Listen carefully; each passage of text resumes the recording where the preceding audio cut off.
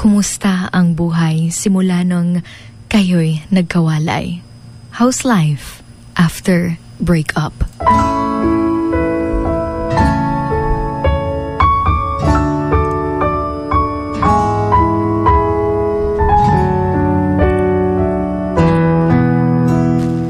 Naalala mo pa ba yung panahong kaka-break nyo lang?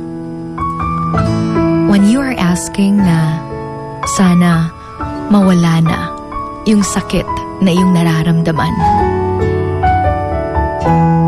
Huot nga dughan, sakit nga kasing-kasing, nga di ka kasabot kung anong imong naagian. Yung wala kang ibang matakbuhan, araw-araw kang umiiyak na hindi mo alam kung meron bang hangganan. Dahil bawat patak ng luha sa iyong mga mata, naaalala mo siya.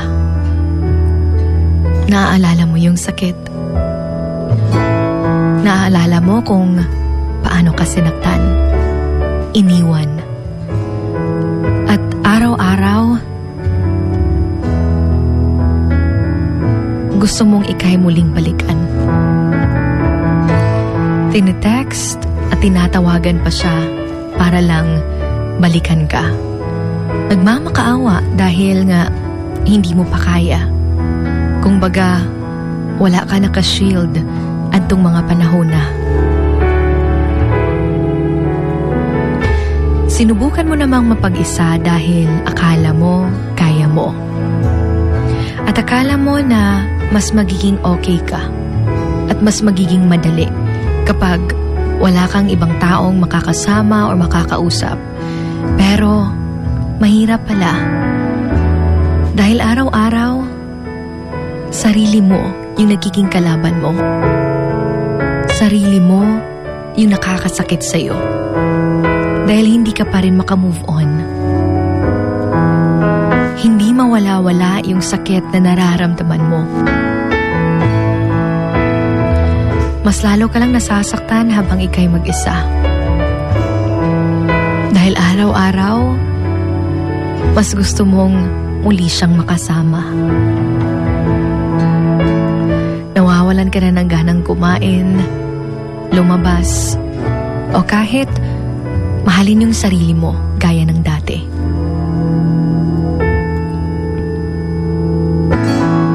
Akala mo noon madali lang makamove on. Akala mo na after breakup, babalik ka lang muli sa simula na parang walang nangyari. Akala mo magiging okay na, pero nahihirapan ka pa rin kung paano babangon, paano magiging masayang muli, paano magiging maayos muli yung buhay mo, paano muling aayusin yung sarili mo. Pero sa kabila ng lahat ng sakit, subukan mong maging masaya. Subukan mong kalimutan yung sakit. Subukan mong mag-try ng mga bagay na noon hindi mo pa nasusubukan kasama yung mga mahal mo sa buhay. Alam naman natin na sa umpisa, mahirap talaga. Pero may mga taong magliligtas sa iyo sa sakit na iyong nararamdaman na hindi mo inaakalang andyan lang pala sila. And as time goes by, marami ka nang unti-unting na-achieve. Na-manage mo nang ngumiti. Pero akala mo okay ka na. Pero hindi mo pa rin pala kaya. Minsan mong tinakasan yung sakit, pero bumabalik pa rin. Kaya dapat talagang harapin ng tama yung pain. Mahirap talaga yung moving on process. Pero kailangan mong harapin at pagdaanan. Alam naman natin na mahirap magtiwala muli. Pero buksan mo pa rin yung puso mo para sa iba. Bagong mga kaibigan at bagong mga tao na mapagkakatiwalaan. Subukan mong unti-unting kalimutan yung mga bagay na nakapagpaalala sa'yo sa Kanya. Masarap lang kasi sa pakiramdam pag meron tayong magaan na nararamdaman sa araw-araw. Yung meron tayong peace of mind.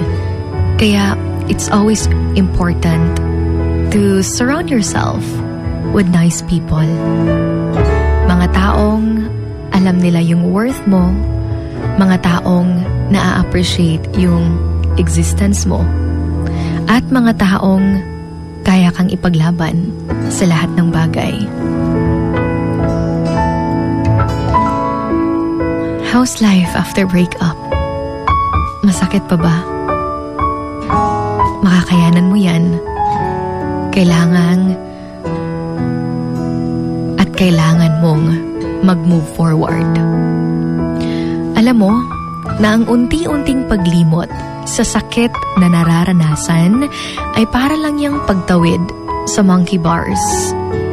Kailangan mong bumitaw sa isang punto para magpatuloy hanggang dulo. Sabi nga nila that you can't reach what's in front of you until you let go of what's behind you.